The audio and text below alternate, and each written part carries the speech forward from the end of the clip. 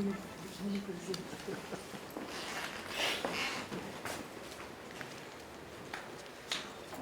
à toutes et à tous.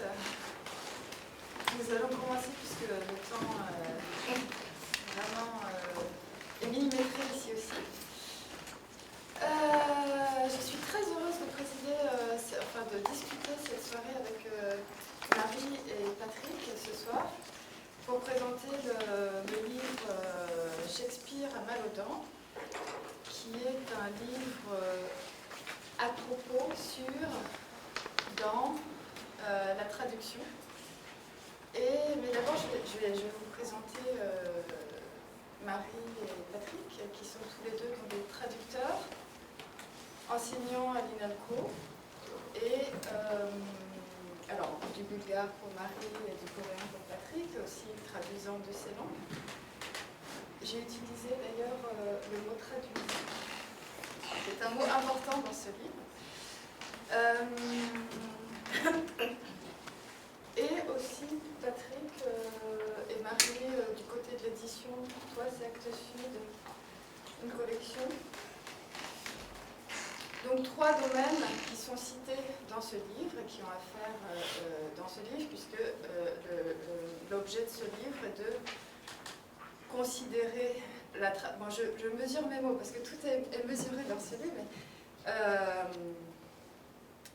donc d'écrire, entrer, parfois malmener, malaxer tous les domaines de la traduction. Donc ça va de l'édition, voire même de la couverture. Alors ici on a une jolie couverture que tu vas nous expliquer, Marie, le choix de l'image qui est important.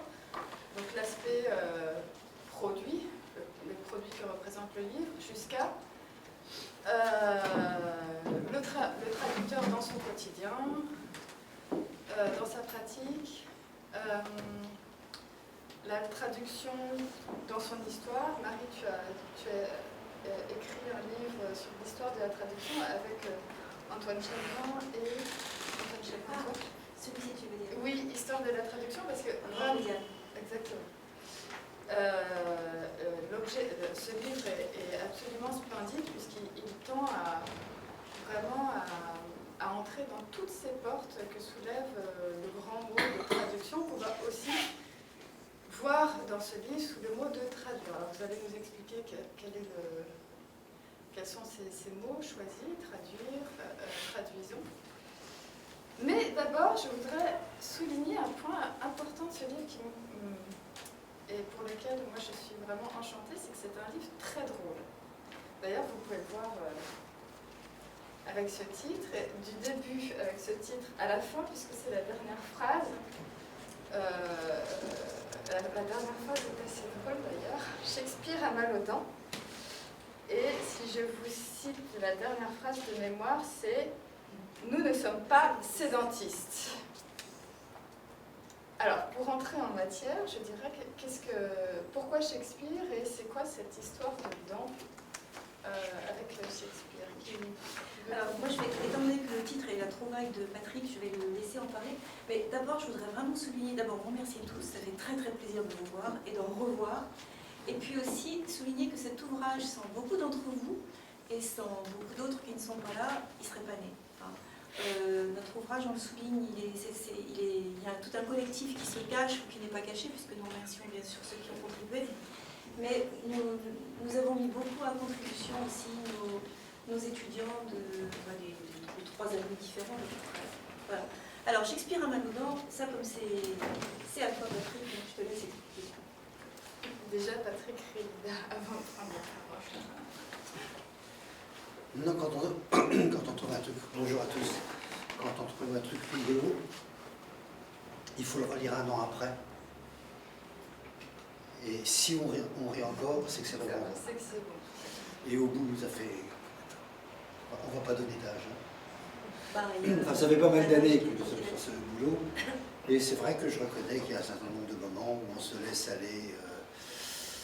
Mais j'allais le dire pour... beaucoup d'entre vous le sachent, comme en cours.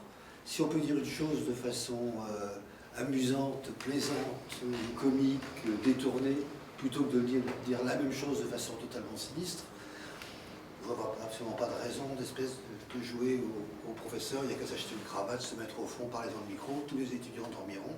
Et c'est comme ça que ça se passe d'habitude. Shakespeare. Je n'ai pas eu plus de nouvelles que les autres de l'existence de Shakespeare. Je n'ai donc pas sa carte vitale. Je ne sais pas du tout s'il avait mal aux dents. Je vais vous expliquer quelque chose de très long, de façon extrêmement courte.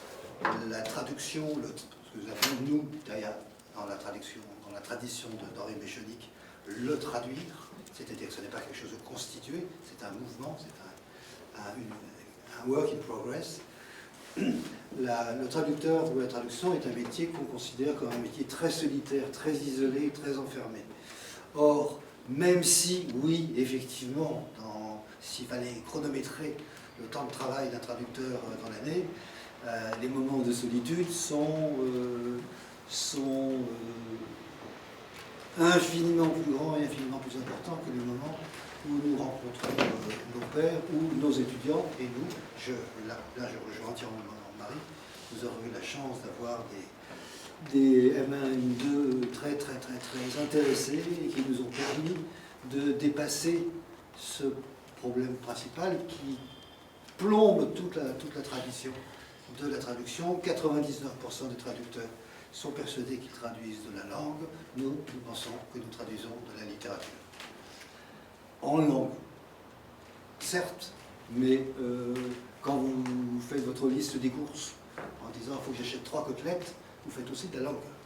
Je ne pense pas que vous fassiez de la littérature, la suite dans Molière, et quand je dis comment s'appelle-t-elle, aller chercher mon bonnet de nuit, c'est comme ça que je fais de la prose. Vous faites de la langue tout le temps, mais ce n'est pas forcément de la littérature. Et il y a une petite famille qui a des grands ancêtres très importants. Citons Chateaubriand, par exemple, qui peut paraître surprenant, mais là, jusqu'à une époque récente, puisqu'il est mort assez récemment, Henri Béchenique, il y a toute une autre famille qui pense tout à fait différemment, qui pense qu'il est nécessaire de savoir ce que l'on fait, c'est-à-dire traduire de la littérature.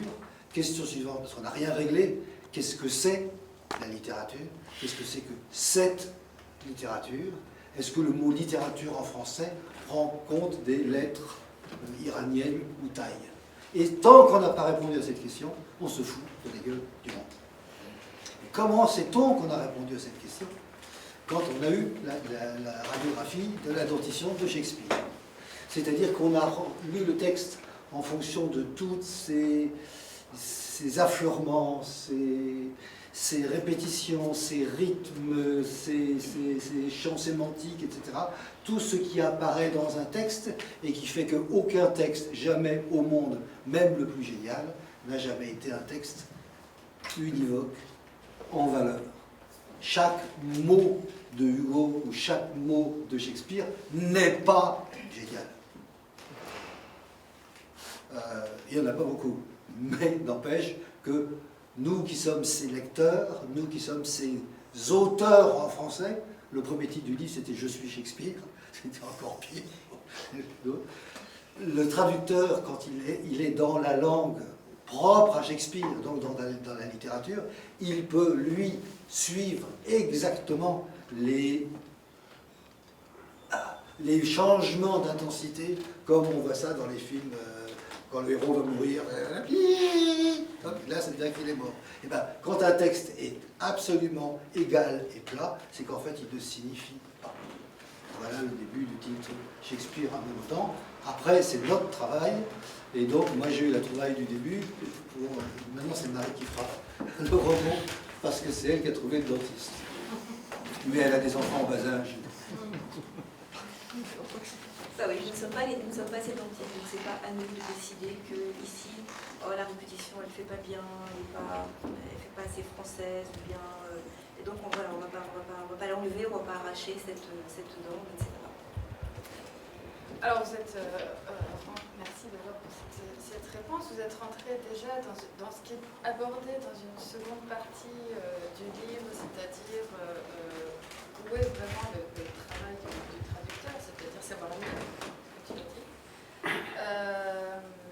Toute la première partie, l'un des premiers chapitres, considère les champs dans la classe inscrite. fait la traduction, à savoir les critiques, les éditeurs, les maisons d'édition et les traducteurs. Donc il y a 3 champs comme ça qui sont dessinés, qui sont parfois malmenés, très souvent malmenés, avec texte à l'appui, des articles de journaux, ah oui, il y a le 3e champ, c'est aussi celui universitaire. C'est-à-dire que, oui, bien sûr. J'ai cru que tu faisais exprès de le dire. Excuse-moi. Donc, vraiment un tour d'horizon, un panorama sur ce qui se joue, le rapport de l'un à l'autre. Et la question que je voudrais poser. Et donc là, à chaque fois, vous avez des mots assez forts, parfois assez durs, parfois des règlements de compte.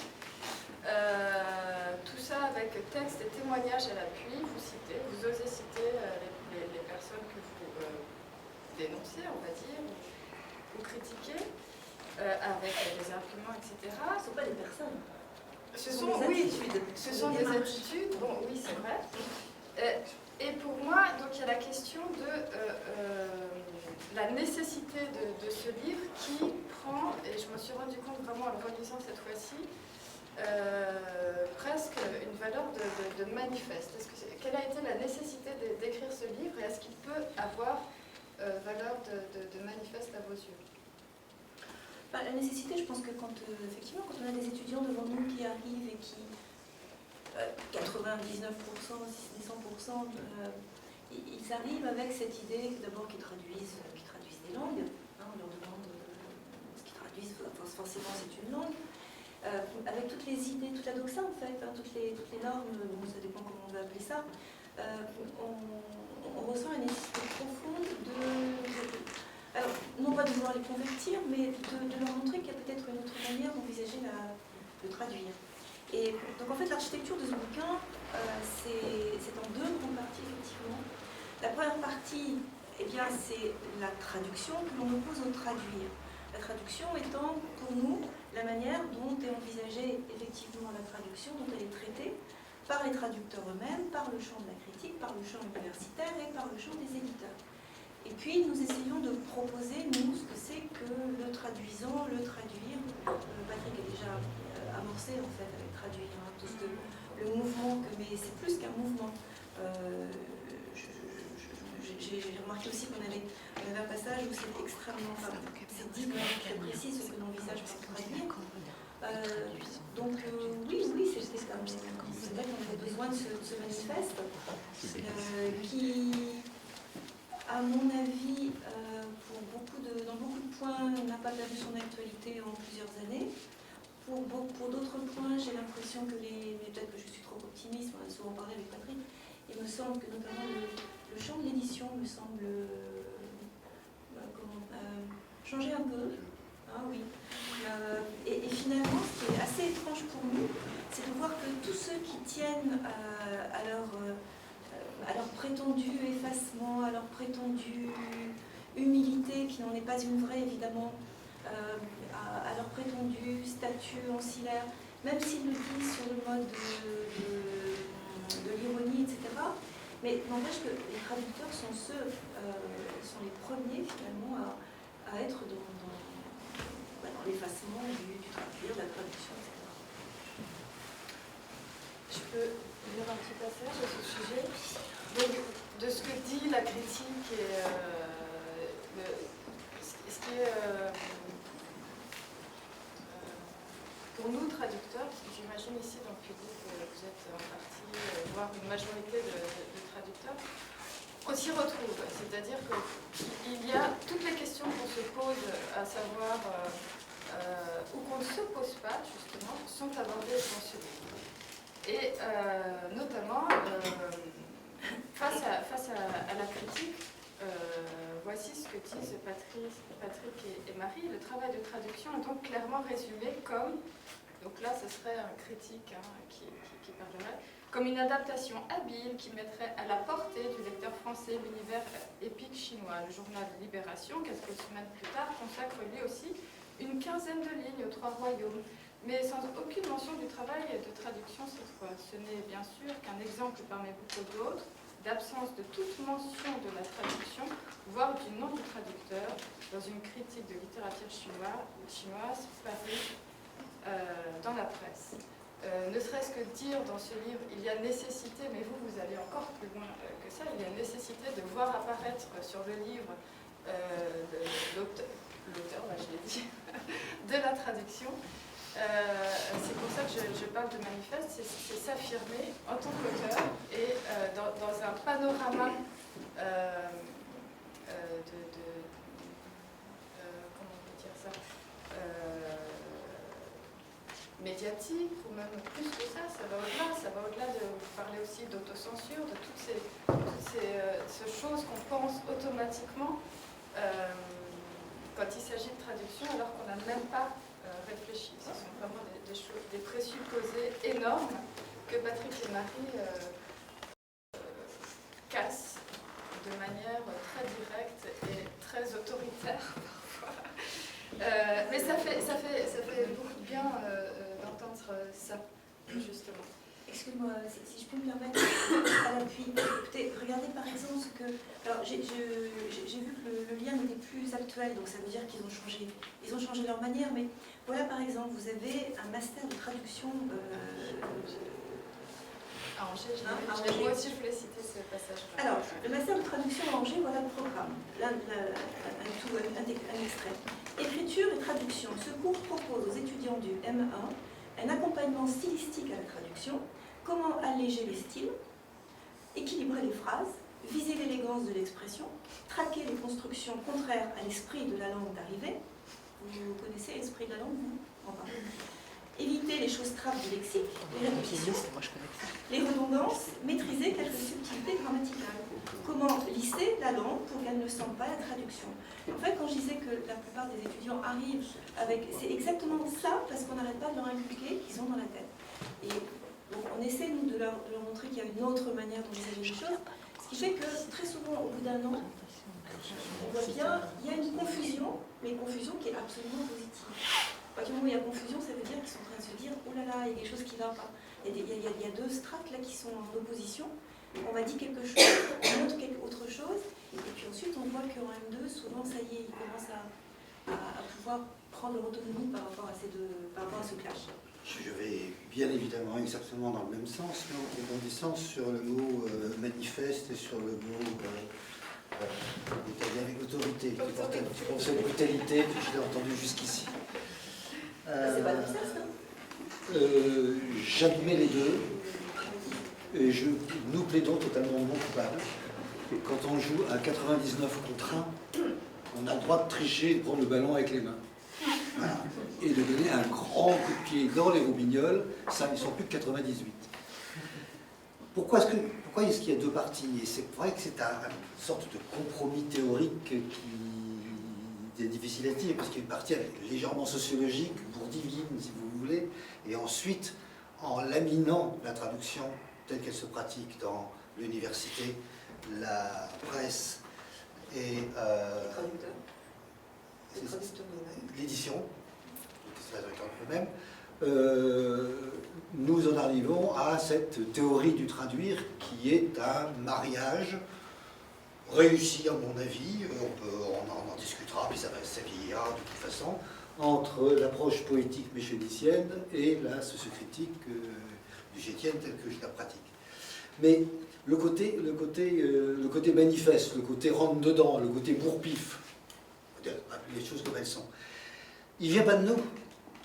Il vient du fait qu'il y a trois champs qui sont en place, qui sont des champs au sens bourdieusien du terme, à savoir des domaines dans lesquels il y a un petit morceau restreint des gens qui ont le pouvoir culturel et un ensemble très large de gens qui ont, eux, le pouvoir économique.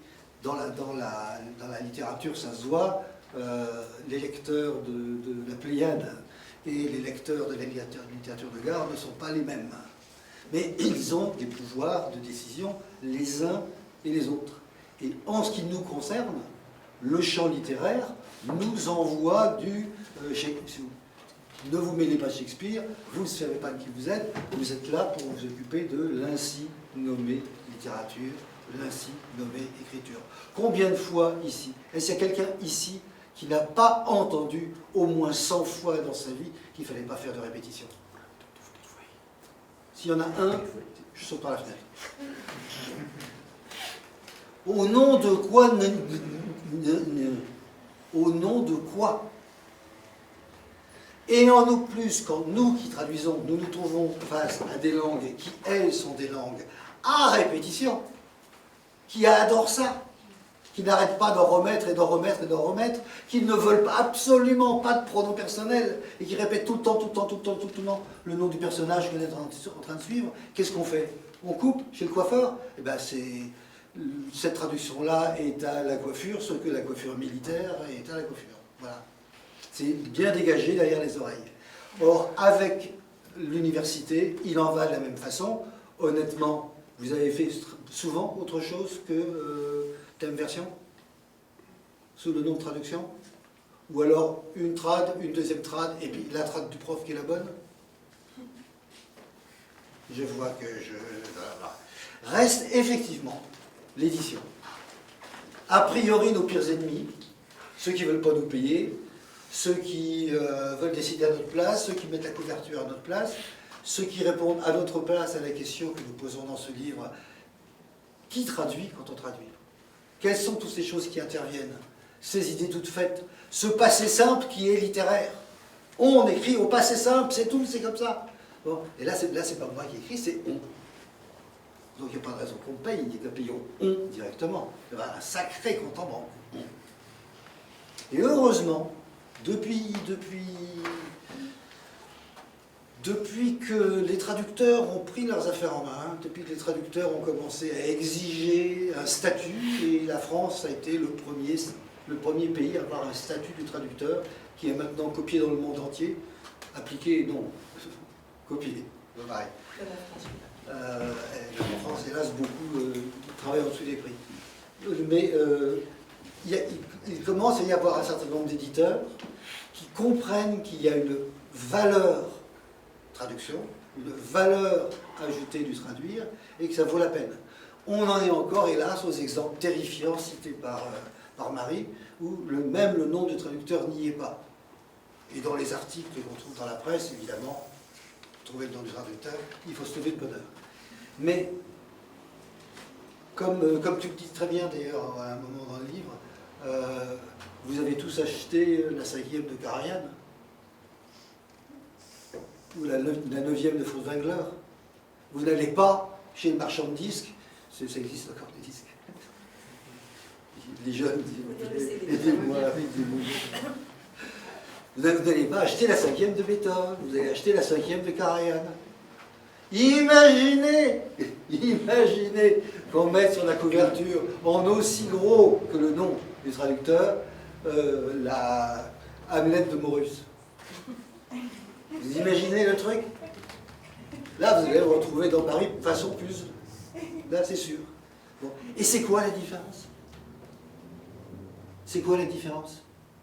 Sans Karajan, c'est pas la bonne version. Sans Karajan, il n'y a pas de la 5e de Beethoven. Vous mettez la 5e de Beethoven à l'oreille comme ça, je vous assure que vous n'entendrez rien.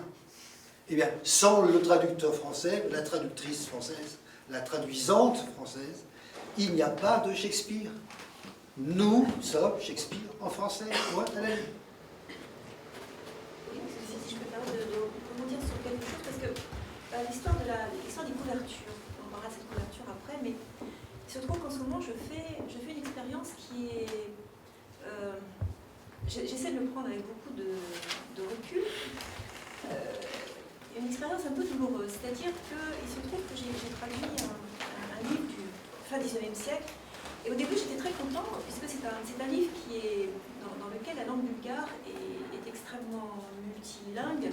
Vous avez du pseudo-russe, donc du russe bulgarisé, du tchèque bulgarisé, etc. Et vous avez beaucoup de mots turcs, puisque, en fait, c'est un livre qui décrit justement un entre-deux-mondes. Le passage des premières personnes entre la Bulgarie ottomane et la Bulgarie État-nation. Et ça se voit dans la langue elle-même, puisqu'on oppose deux types de langues. Baïganio, tu as deviné. Donc quelqu'un dont la langue est truffée de turcisme, et puis les autres qui ont une langue plutôt avec des mots empruntés au français, etc. Et ce qui veut dire que j'ai 130 249 notes de bas de page. Je ne savais pas du tout comment l'éditeur, qui est un petit éditeur, mon mieux, réagirait. Et à ma grande surprise, aucun problème. Le problème, c'est que je n'ai pas pensé, moi, étant donné que... Alors toi Patrick, tu es plus, en tant que directeur de collection, tu es beaucoup plus vigilant là-dessus, sur la couverture. Moi, je suis rarement associée au choix d'une couverture, donc j'ai rien fait. Et là, ce qui se passe, c'est qu'ils ont choisi quelque chose, on ne sait pas trop ce que c'est. Alors, et comme j'ai un compte Facebook, où le compte Facebook me sert en fait à inviter ce genre de manifestations, etc. Et je vois les Bulgares qui sont assez horrifiés, assez décontenancés devant cette couverture. Je ne sais même pas moi-même ce que ça représente effectivement un bonhomme. Alors certains Bulgares disent tiens, on dirait quelqu'un, ça fait plutôt ukrainien, etc. Et du coup, la question tout à fait légitime qui se pose, c'est à partir du moment que j'ai vu dans Facebook, à partir du moment où l'éditeur a choisi cette personne qui n'a vraiment rien à voir avec le bouquin, ça veut dire qu'il n'a rien compris au livre. À partir du moment où l'éditeur lui-même n'a rien compris au livre, comment le public français va comprendre le livre? Mais parfois, d'ailleurs, il y a un exemple dans le livre, encore une fois assez drôle. Je vous montre la couverture pour rebondir sur ce que tu dis. Colazione al Cairo. Cairo, donc c'est celle-ci. Je ne sais pas si vous voyez. Donc une femme avec un chapeau, tout ça. On a l'impression, qu'est-ce que vous dites, qu'on va avoir un roman de gare, une banale, voire insipide histoire d'amour, alors qu'il s'agit de la place Tahrir au Caire et d'affrontement. Donc on n'est pas du tout, donc c'est le livre de Mohamed Salmaoui. On est complètement à côté du propos. En Italie. En Italie, ouais. Et alors, justement, ce livre est illustré non seulement par ses couvertures, mais par des textes raturés par les éditeurs. Ce qui est très plaisant, c'est que vous avez un matériel, vous basez sur un matériel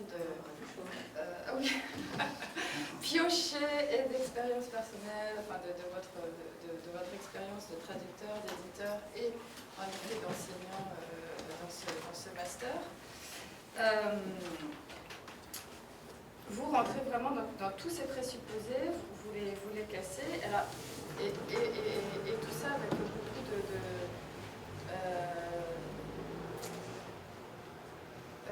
de finesse, puisque vous ne, pour le coup, contraire à l'autorité, vous posez des questions, vous déconstruisez, vous posez des questions, mais vous n'allez pas non plus dire ce qu'il faut faire, mis à part se poser la question, et c'est déjà énorme. Et se poser, donc se positionner. Et se positionner, ouais. C'est qu'il faut... On désigne à tout va, d'accord, ok, non, j'admets, on a travaillé à la suite-batteuse, on a le fusil à tirer dans les coins, on a tout ce qu'il faut. Parce que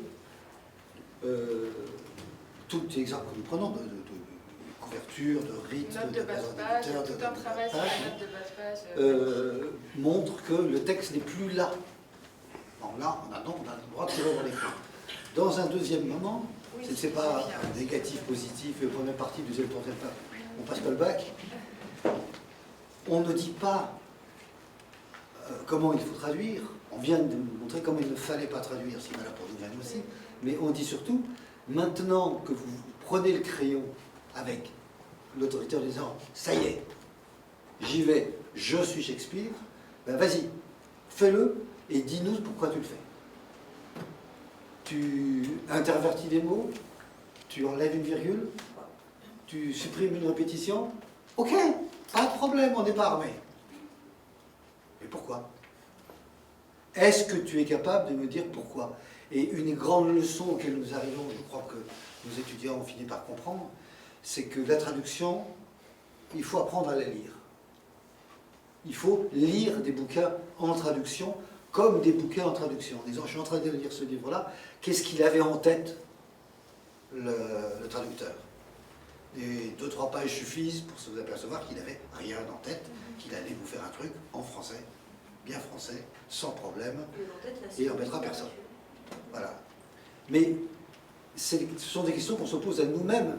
Notre cahier des charges, il est épouvantablement lourd. On s'est empoisonné la vie jusqu'à la fin. On ne peut plus rien laisser passer, parce que, non, ben, je sais très bien que si j'écris la phrase comme ça, je n'ai pas trouvé la solution à l'énigme que cette phrase ouvrait dans son cheminement, dans sa page, dans sa place dans la page, dans son paradigme, etc. etc. C'est évidemment infiniment plus long, mais c'est 100 000 fois plus gratifiant. On est sûr qu'on a traduit quelque chose. Et après, la dernière étape, mais ça c'est un directeur de collection normalement d'en juger, est-ce qu'on a su écrire en français ce que Shakespeare avait écrit en anglais, c'est-à-dire, cette fameuse formule que je prends tout le temps, est-ce que nous avons fait à la langue française, à la langue littérature française, ce que Shakespeare a fait à la langue littérature anglaise? C'est un projet délirant, complètement mégalomaniaque, de dire je vais être Shakespeare. Mais sinon quoi? Sinon je suis le porte-serviette de Shakespeare, ou sa femme de ménage, ce qui est très très embêtant pour se faire payer parce qu'on ne sait pas où il habite. C'est ou bien on rend compte de façon égale de ce livre dans une langue littérature, de langue littérature de départ, dans une langue de littérature de continuation qui elle-même sera continuée et retraduite et retraduite et retraduite. Alors, le terme de continuation est extrêmement important puisque, en général, pour moi, l'un des grands malentendus avec la traduction, c'est que on va vous dire on recherche à faire pareil, on recherche l'équivalence. Or, tout simplement parce qu'un texte, il est ancré il a son historicité, il est ancré dans un champ littéraire, il est ancré dans ce qu'on appelle une réalité qui est en fait un imaginaire social, imaginaire culturel. Forcément, le texte originel, je dis plus original, je dis maintenant le texte originel, et encore, parce qu'original, il y a toujours finalement une linéarité, mais bon. Ce texte, forcément, la traduction sera différente. Ce que la traduction cherche à faire, c'est le texte traduit à agir de la même manière sur les lecteurs, parce que d'ailleurs le lecteur on ne sait pas qui c'est, mais agir de la même manière, mais en étant conscient que de toute façon il sera différent.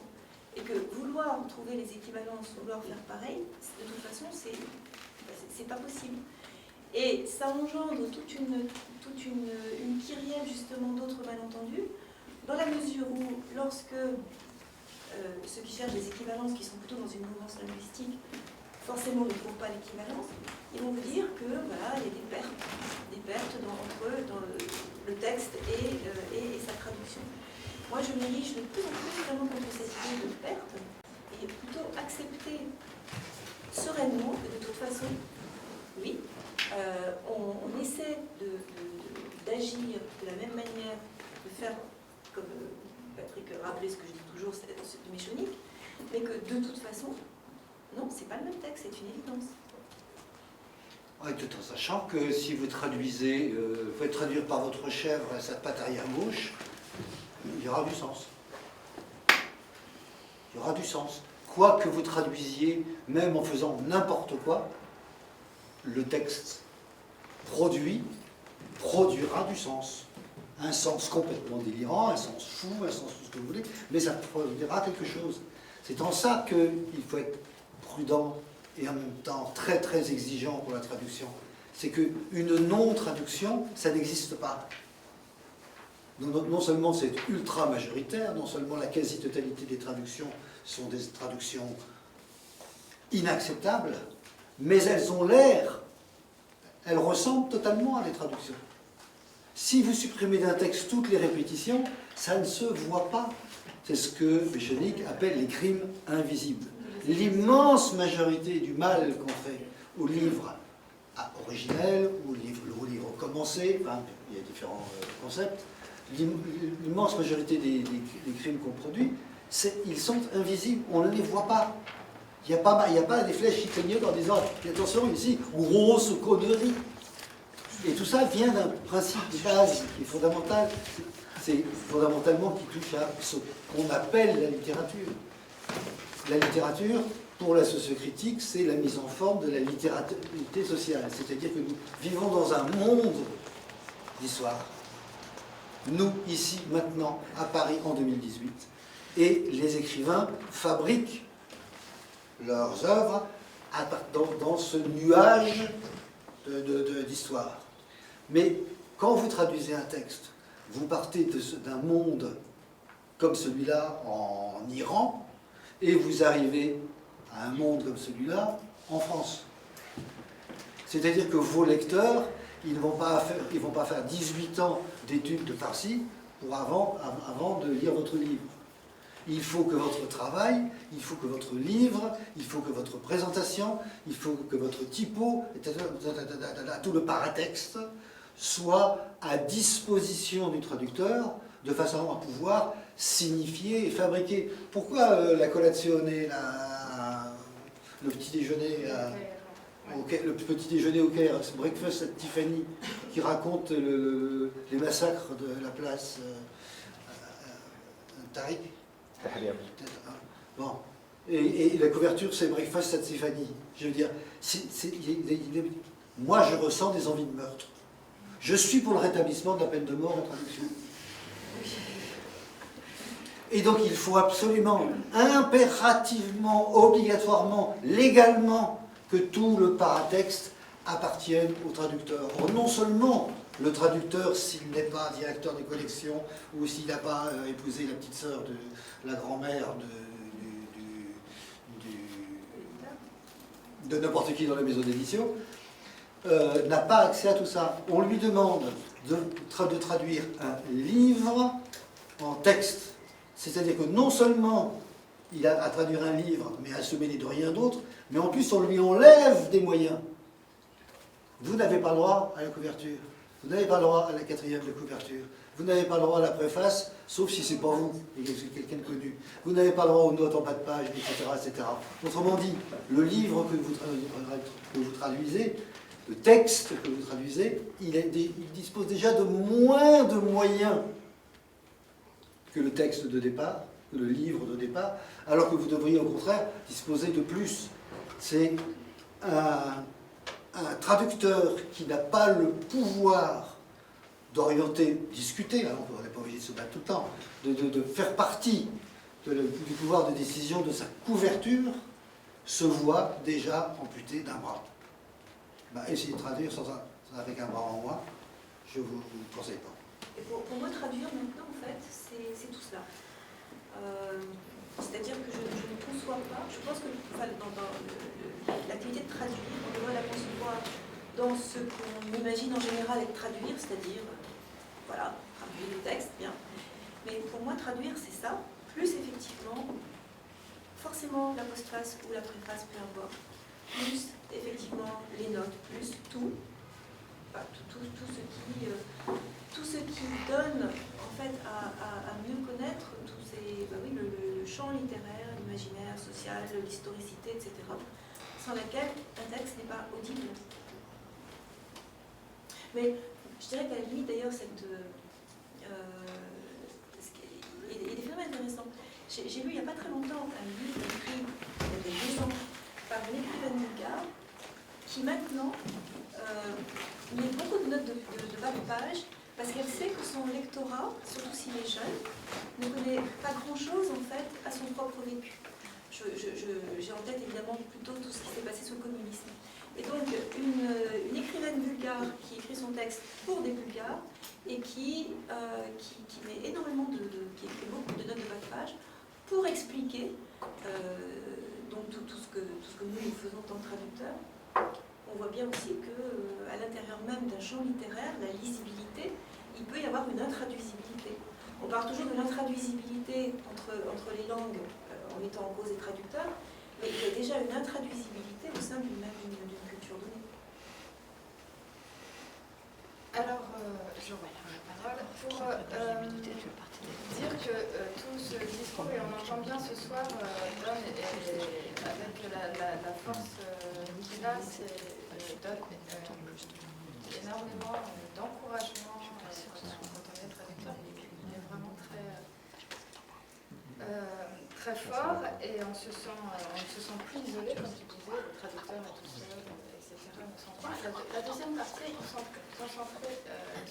est plus centrée sur ce travail-là, en rentrant dans les détails de cette pratique du traduire, en abordant absolument tous les détails, le genre, le rythme, tout ce travail sur le texte, avec, pas du tout en toile de fond, au contraire très mise en avant, et c'est vraiment une des qualités extraordinaires de ce livre, des théories de traduction, en traduction, des théories, voire même des philosophies, je dirais, pour aller plus loin, qui sont, pour les citer, Méchoni, Berman et la sociocritique. Tu parlais d'un mariage tout à l'heure, et c'est vraiment ce qu'on a dans ce livre, un mariage de plusieurs théories philosophiques. Alors moi j'avais une question un peu rentre dedans, évidemment, puisque vous êtes mes amis. Vous sentez-vous les apôtres de Méchoni et de Berman?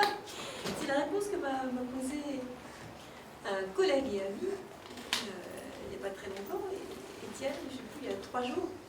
Et avec une certaine inquiétude, je lui dis, d'abord maintenant je me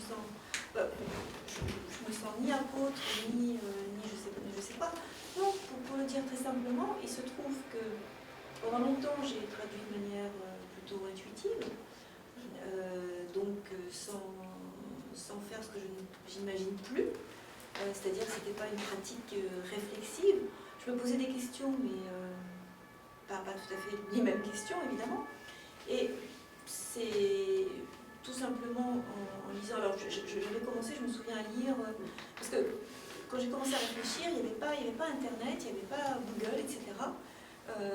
Et en plus, j'étais pas en France, donc c'était pas très facile. J'étais à Budapest, je me souviens. Et la médiathèque, elle avait évidemment pas grand-chose sur la traduction. Donc, le premier livre qui m'est tombé sous la main, c'était un bouquin, je ne sais plus comment ça s'appelle, Traduire pour interpréter ou interpréter pour traduire. Ça vous montre à quel point ça m'a laissé bon. L'école de l'hésite, on va dire, c'est-à-dire Danica Seleskovic et Marianne Lederer. J'ai beaucoup de respect, bien entendu, pour tout ce qu'elles ont mis au point, qui est très certainement valable pour l'interprétariat. Moi, je ne suis pas interprète, hein, donc bien. Mais ça clochait totalement, c'est-à-dire qu'on avait effectivement une théorie qui était uniquement centrée sur la restitution du sens. Et moi, quand je traduisais des textes littéraires, c'était pas du tout les problèmes auxquels je me confrontais, qui me semblaient être les problèmes un peu rat-terre, c'est-à-dire que oui, il y a des problèmes linguistiques parce qu'on traduit en langue, on ne traduit pas des langues, on traduit en langue. Donc ça c'était le premier niveau, mais moi ce qui me posait le plus de problèmes, c'était un deuxième niveau que je ne savais pas nommer. Il se trouve que de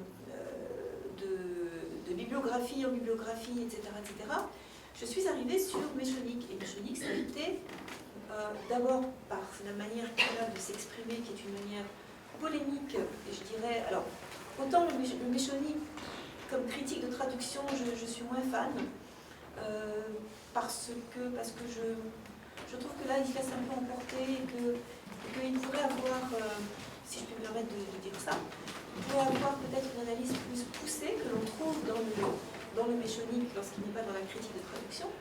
Mais là, justement, j'avais une pensée pascalité polémique qui suscitait ma réflexion, qui suscitait ma pensée. Les autres livres que je lisais ne stimulaient pas du tout de réflexion chez moi. Et en plus, je voyais exprimer des questions que je me posais de manière intuitive. Je réponds de façon un peu paradoxale dans la mesure où j'ai l'âge d'avoir suivi les séminaires d'Henri Méchonic et mon voisin de table, parce qu'on avait une toute petite salle, était Berman. Je ne pense pas du tout que nous soyons à la croisée des chemins entre Méchonic et sociocritique et Berman. Je ne pense pas que, à part quelques petits éléments descriptifs, mais je ne pense pas qu'il y ait le moindre concept issu de Berman dans le bouquin. Je ne crois pas qu'il y ait le seul le moindre concept chez Berman.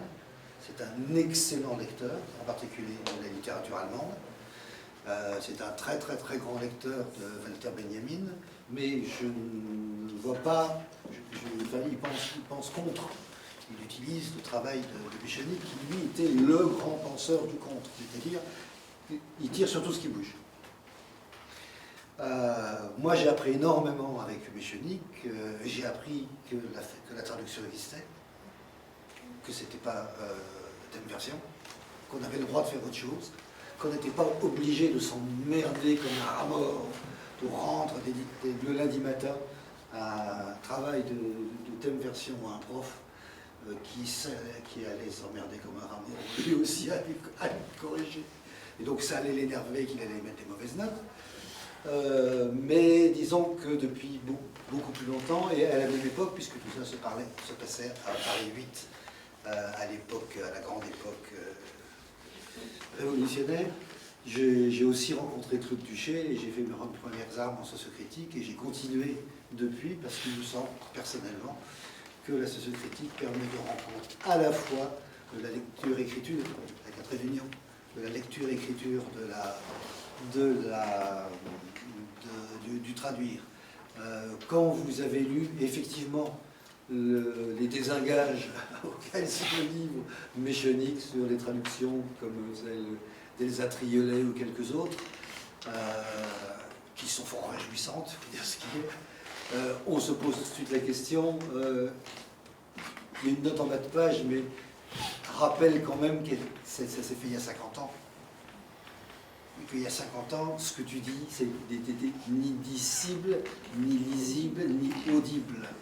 Et en quelque sorte, lui qui met l'historicité à dans chacune de ses phrases, m'a semblé toujours être pris en défaut de manier des concepts qui sont souvent ahistoriques. On s'est beaucoup bagarré là-dessus sur le rythme. Je lui disais, mais le rythme, il est partout, il est tout le monde, il a toutes les étapes. Ça date de quelle année? Et est-ce que ça a de la valeur? Est-ce que ça n'a pas de la valeur? Alors il expliquait que les Grecs avaient les jambes, les dactyles, les trochées, des trucs, des machins, etc. Mais ça ne rendait pas compte. C'est de la métrique, là. Oui, oui. Puis ça ne rendait pas compte du tout de l'ensemble des phénomènes. Alors, et donc, en lisant Michenik, ce qu'il faut absolument faire, si vous ne voulez pas mourir idiot et il vous reste du temps, lisez Michenik, c'est absolument extraordinaire. Et en plus, c'est le plus souvent désopilant. Pas autant que nous, mais presque. Mais avec lui, on sait ce qui ne va pas. On peut dézinguer une traduction. On peut relire son propre travail si on a le temps, le courage et les finances nécessaires pour le mettre 3 mois dans un tiroir et ne le ressortir qu'après pour se dire qu'est-ce que j'ai fait, comment j'ai écrit il y a 3 mois, et vous verrez, ça change beaucoup de choses.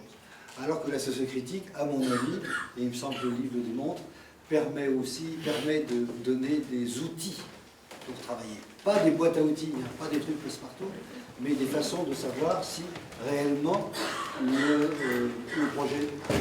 programme de traduire a été rempli.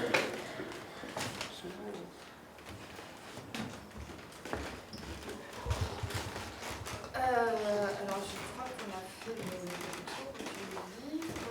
Oui, alors ce que je tenais à dire aussi, c'est qu'on ne traduit pas une langue. Donc, dans ce livre, vous trouverez énormément de langues. Vous trouverez de l'arabe, du coréen, de l'arabe, du persan, de l'italien, de l'anglais, avec des textes et des participations, justement, ce que tu disais tout à l'heure, pour l'analyse de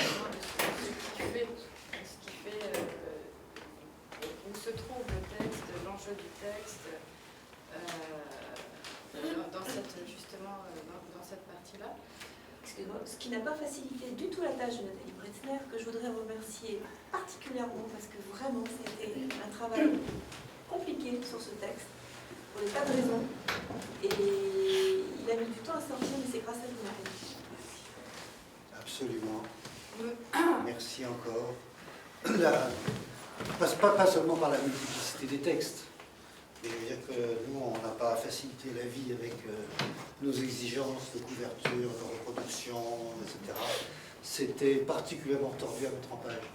Oui, parce qu'il y a beaucoup de citations, il y a beaucoup de textes cités dans le texte. Je vous lis par exemple, nous ne traduisons pas des langues, nous traduisons des textes d'une ainsi nommée littérature que nous traduisons dans une autre ainsi nommée littérature. Nous traduisons ce qu'un texte fait à sa langue et qu'il est seul à lui faire, pour dire comme Échonique. Ce qui est une manière de répéter Valérie. Le poète se consacre et se consume à définir et à construire un langage dans le langage. Ou Proust, chaque écrivain est obligé de faire sa langue, comme chaque violoniste est obligé de faire son son. Nous traduisons ici et maintenant, dans une autre langue, des textes écrits dans une langue avec la socialité qui charrie. Ou, dit autrement, nous sommes ici et maintenant, dans notre langue, les auteurs sujets d'un texte, qui est la traduction d'un texte écrit par un auteur sujet dans sa langue et dans son ici et maintenant. Et j'avais retenu ce passage comme résumant bien à la fois tout ce que vous dites dans ce... Ça donne envie de le lire. Oui, non, je sais. Il a l'air bien.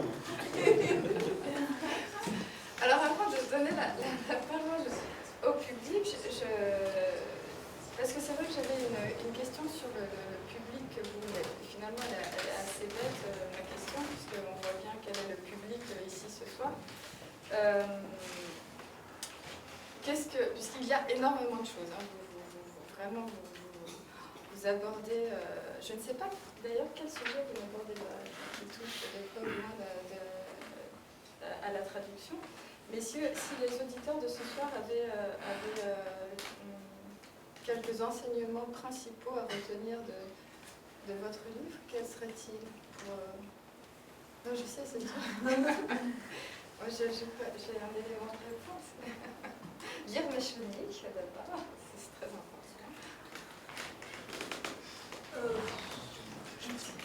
Avant de lire mes Échonique, savoir lire un texte littéraire. Et juste, savoir lire un texte littéraire, c'est justement ne pas se fier à l'insigne littérature. Et donc à chaque fois qu'on lit un texte, moi je suis frappée, si vous voulez, par le nombre de textes où on m'a cité comme étant très beau, machin truc. Bon. Et puis quand vous le regardez de plus près, vous vous dites mais je suis dans le cliché quand même finalement. Et apprendre encore une fois, apprendre à lire, non seulement une traduction pour traquer le cliché, mais apprendre à lire un texte littéraire. D'où d'ailleurs nous avons passé quand même pas mal avec mes collègues et amis, nous avons passé quand même pas mal de temps la semaine dernière justement à essayer de voir parmi les étudiants qui veulent faire un petit bout de chemin avec nous, essayer de comprendre quel est leur rapport à la littérature.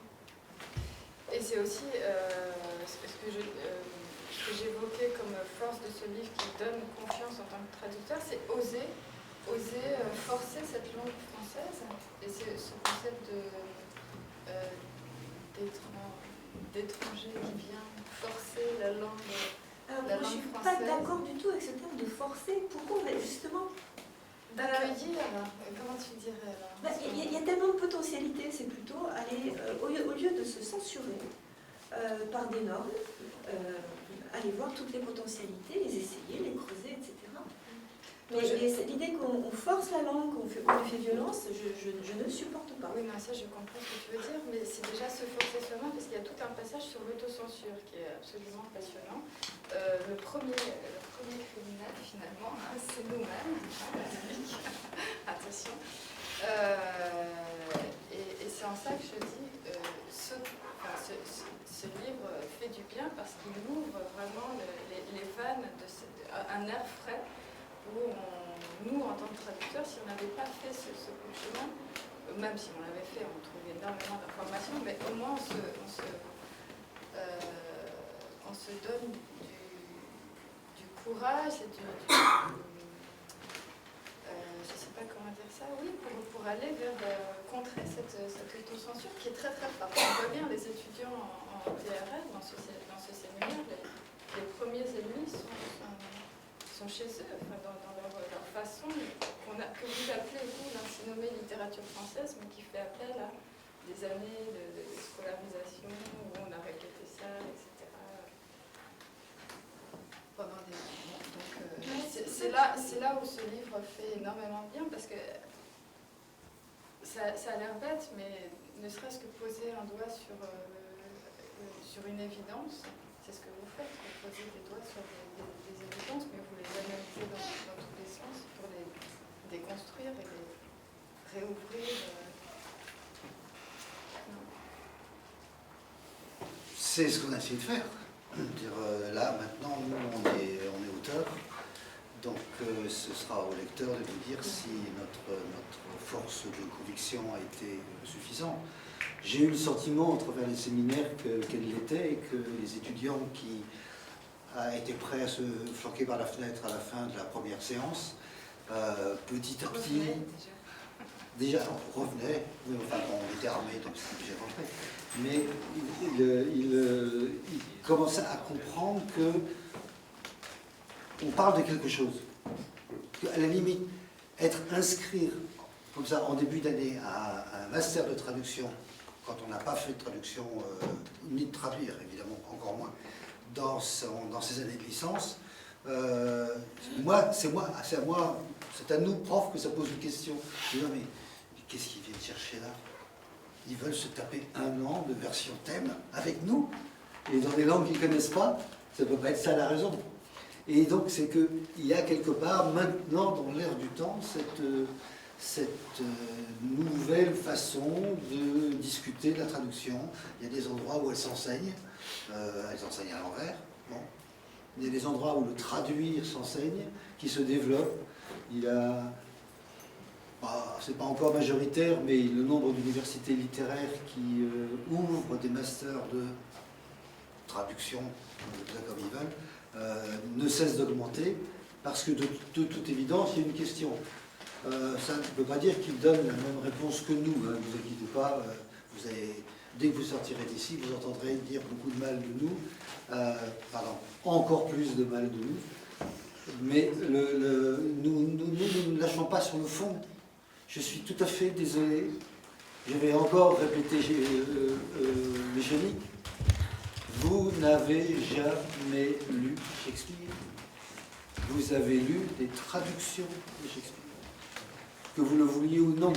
Alors bon, comme vous pouvez toujours dire « Ah oui, mais j'arrive à lire l'anglais », eh bien on va dire « Vous n'avez jamais lu Ibsen, vous n'avez lu que des traductions d'Ibsen. » Là, je dis « Ah, je vous ai lu. » C'est exactement ça, la ligne de démarcation, la zone démilitarisée, vous savez, c'est là où il y a toujours le plus d'armes, entre les façons de traduire, et même les théories de la traduction, et les théories du traduire. C'est là où se trouve le point nodal, le point absolument essentiel.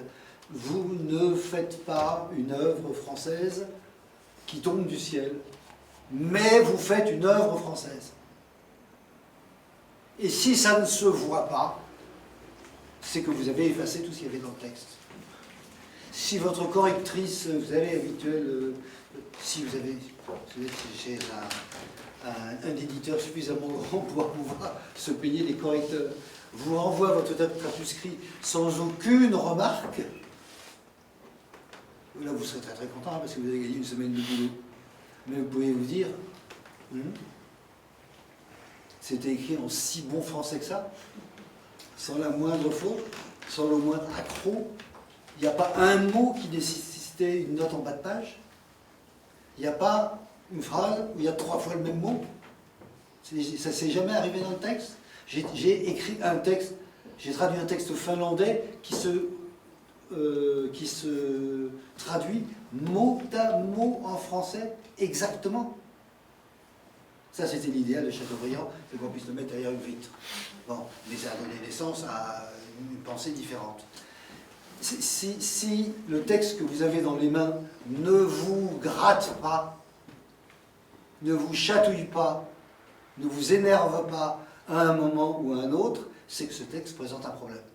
Un texte qui n'a pas de problème est un texte à problème. Et c'est valable pour tous les grands écrivains. Après, la littérature de gare, c'est autre chose. Alors. Voilà, j'ai assommé de demande. Non, je sais. Inès. Oui, Mourad. Oui. Alors moi je voudrais d'abord te remercier Patrick et Marie pour ce bel ouvrage que je n'ai pas encore lu, mais bon, pour vous avoir fréquenté un certain temps, je pense que je vois à peu près de quoi il est question. Je voudrais peut-être rebondir sur deux choses que tu viens de dire, Patrick, qui vont me permettre peut-être de poser une des questions qui personnellement m'obsède, et en particulier depuis que j'ai commencé à travailler avec vous. Quand tu dis on ne lit pas Shakespeare, parce que, évidemment, on lit la traduction de Shakespeare, et que toute traduction a nécessairement une interprétation qui vaut pour ce qu'elle vaut, moi j'étendrai le propos et la question, et j'irai jusqu'à dire, et c'est en cela pour moi que la problématique de la traduction rejoint la question du statut même de la littérature, c'est que quand un Anglais de 2018, un jeune Anglais de 2018, lit Shakespeare, il ne lit pas Shakespeare, il lit Shakespeare de 2018. Donc la problématique, elle est la même, qu'il s'agisse du traducteur ou du soi-disant écrivain, on est bien d'accord. Donc première remarque. Deuxième remarque, quid, et ça c'est une des questions qui personnellement me pose problème, à partir de Barthes. Quand tu viens de dire à l'instant, et c'est pile poil ce que j'attendais, c'est la littérature de gare et l'autre. Donc, quand on traduit, et nécessairement, on a affaire à des textes qui, à un moment donné, nous résistent, c'est ce que je traduis dans mon langage quand tu dis ça chatouille, ça gratouille, est-ce que ces moments de résistance, et donc d'opacité auxquels nécessairement on s'attend à être confronté quand on lit de la bonne littérature, qu'en est-il de la mauvaise littérature? Et sur ce point, je rejoins l'interrogation de Barthes qui dit « il n'y a pas de bonne ou mauvaise littérature, il y a une interprétation qui nous en est donnée, et la preuve en est, c'est que dans les manuels scolaires, on n'arrête pas de nous expliquer qu'à un moment donné c'était bon, d'un moment donné c'était mauvais. » Et j'embraye sur la troisième question qui se pose dans ce qui vient d'être dit, et qui renvoie aussi à une question que je me pose à propos de Barthes, et que je n'ai pas résolue. C'est dans ce fameux texte que je n'arrête pas de citer à tous mes étudiants depuis X années, dans la définition que donne Barthes du texte avec un T majuscule, à un moment donné, quand il fait référence à ce qu'il appelle, après avoir démonté, donc déconstruit, dézingué, tout ce que tu voudras, la notion d'œuvre, de chef-d'œuvre, d'auteur, de génie, de tout ce qu'on n'arrête pas de nous seriner depuis des années dans les enseignements classiques de littérature, il en vient à ce qu'il appelle le texte, et pour nous donner l'explication de ce qu'il entend par le texte, il imagine un lecteur dont il nous dit il est en train de se promener, et ce lecteur, il dit, c'est un lecteur désœuvré. Alors évidemment, il y a un jeu de mots magnifique sur quelqu'un qui s'est débarrassé de la notion d'œuvre, et quelqu'un qui est aussi vacant, en quelque sorte, dont l'esprit est libre, c'est libéré de toutes les contraintes. Sauf que, problème, ce lecteur désœuvré, ça suppose qu'il soit capable d'avoir effectivement fait le vide total en lui, de s'être rendu compte que tout n'est jamais que écho multiplié à l'infini de tout ce qui a été écrit, dit, raconté depuis que le monde est monde. Donc ça suppose quand même quelqu'un qui a une exceptionnelle envergure. Et je fais le lien avec ce que tu disais, quand tu disais que, je te cite, et c'est certainement la vérité, et ça me renvoie à des problématiques qui sont d'ordre pédagogique cette fois-ci, c'est que la démarche que nous adoptons, que vous adoptez, que nous adoptons tous, enfin une partie de ceux qui sont ici ce soir en tout cas, elle est terriblement exigeante. Et du coup, effectivement, déjà simplement se rendre compte de la mélasse dans laquelle on est, c'est déjà pas mal. Mais c'est vrai qu'après, ça suppose effectivement que, quand on est devant le texte, voilà, il va falloir tout rebâtir à zéro. Quoi. On fiche tout en l'air et voilà. Bon. Et chaque fois, on est de nouveau, c'est une sorte d'immense chantier qui n'en finit pas. Et c'est vrai qu'on peut imaginer que la réaction de beaucoup de lecteurs du livre, comme de certains de nos étudiants, voire une bonne partie de nos étudiants, en tout cas en début d'année, heureusement, à la fin ça va mieux, mais en début d'année, c'est la panique à bord. Quoi. Écoute, on n'a pas beaucoup de temps, donc je te réponds très très vite, vu que la fin de la dernière question a rejoint le début de la première. Tout à fait. Nous, dans le texte, tu parlais de littérature originelle tout à l'heure, pour ne pas utiliser le mot d'original et avoir cette espèce de linéarité du texte. On a aussi utilisé l'expression de texte commencé et texte continué, mais ça ne veut pas dire toujours, c'est pas pour jouer sur les mots, il y a un texte d'abord et puis après il y a les autres. Effectivement, le jeune anglais d'aujourd'hui est quasiment aussi loin que nous de Shakespeare que Shakespeare.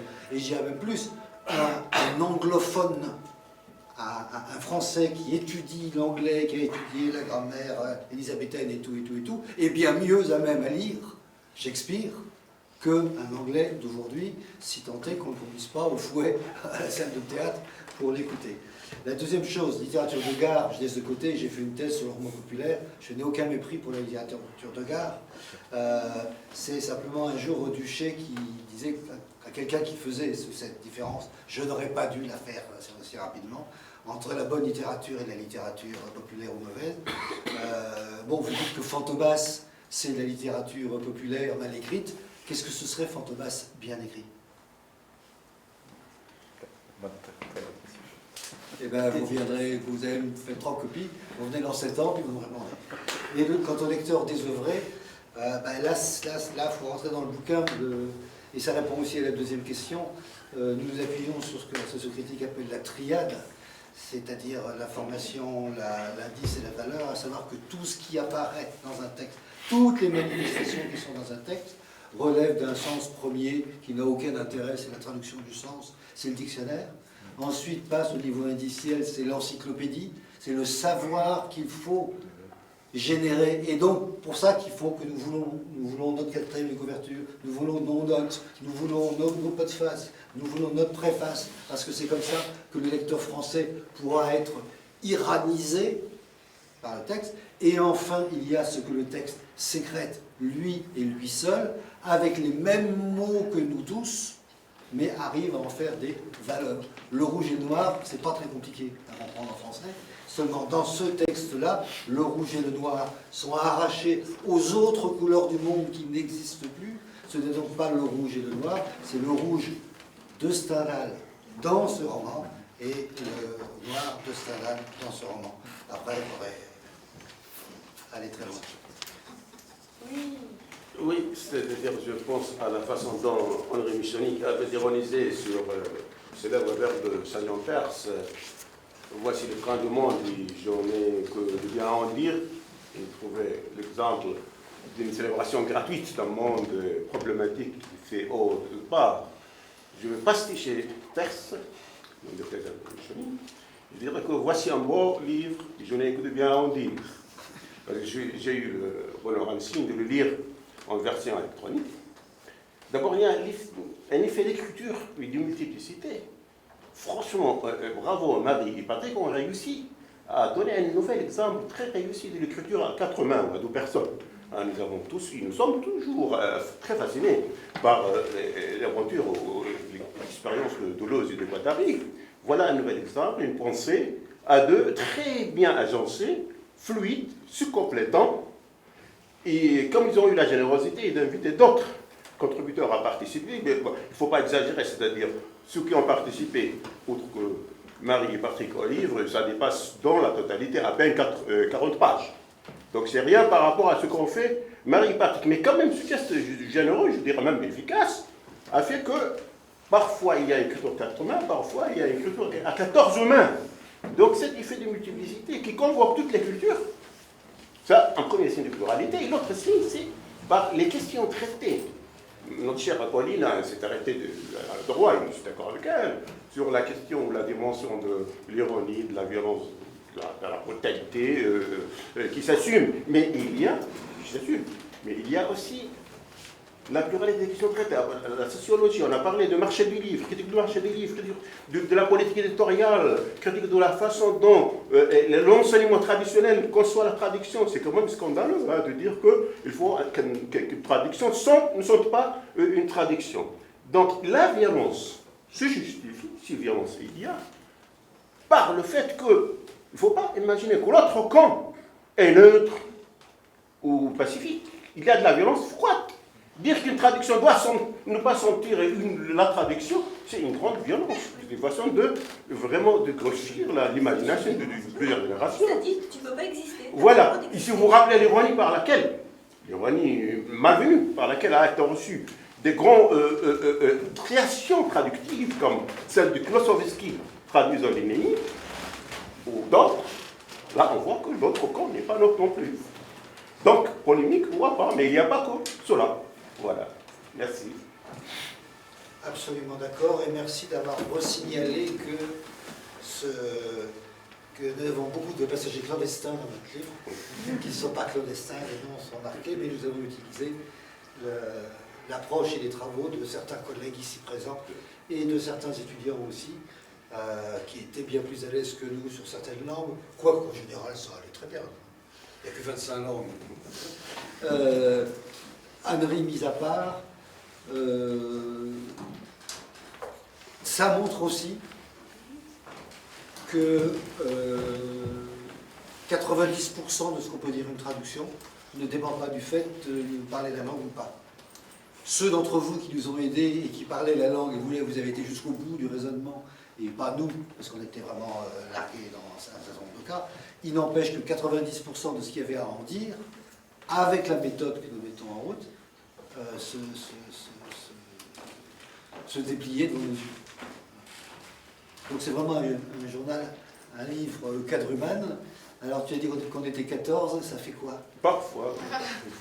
Il y a des porteurs de valises. Ça Des existe, porteurs de valises. Il y a 2 combattants. Il y a 2 combattants magnifiques. Il y a des porteurs de valises.